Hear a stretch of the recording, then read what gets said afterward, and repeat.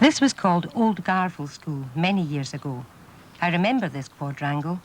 It was a special school for severely handicapped children. Some were mentally ill, and there were lots of others, all mixed together here. Our classrooms for the deaf were in that building, over there. We had 2 classrooms there, and when we came here, we didn't seem to fit in very well, so it made me rather anxious and really depressed.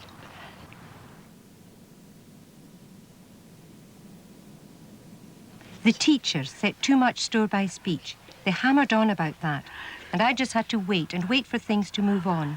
I felt I was wasting my time. I was frustrated. Back home, my father would ask me, "What have you learned?" And I'd say, "Nothing." "Nothing? What?" "Speech, speech all the time." To hang with that. So he rolled up his sleeves and took down a book. And he himself, my father, started giving me lessons about how to write English and spelling.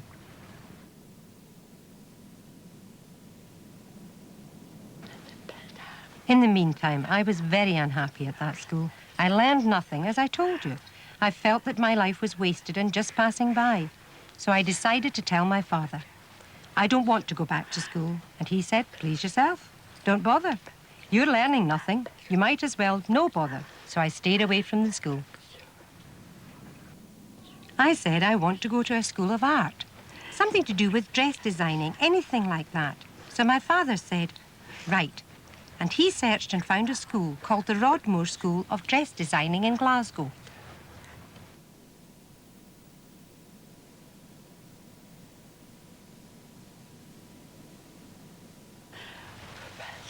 I went to Glasgow, and it was the best and happiest time I've ever had.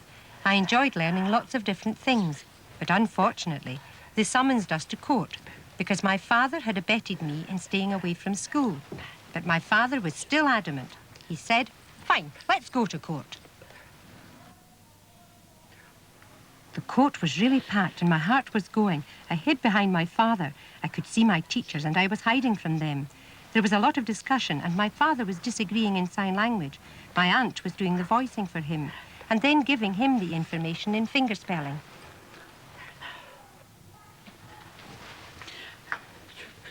My father stood up and he looked all round the room at their stony faces.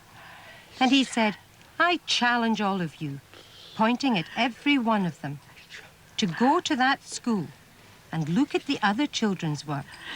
Not my 2 daughters. You've always been looking at theirs, what the teachers give you, not the other children's. Before you tell me to do anything, you 2 go and see for yourselves." They were taken aback. I was hiding even further behind my father, and I saw my teacher's cheeks going red with rage. I was really terrified when it ended. Anyway, I went home and waited, and I wondered what the result would be. I was really worried. Then a few weeks later, I finally got a letter to say that they would let me stay away from school, but on one condition, that I must go back to that school for 1 month. It was hell.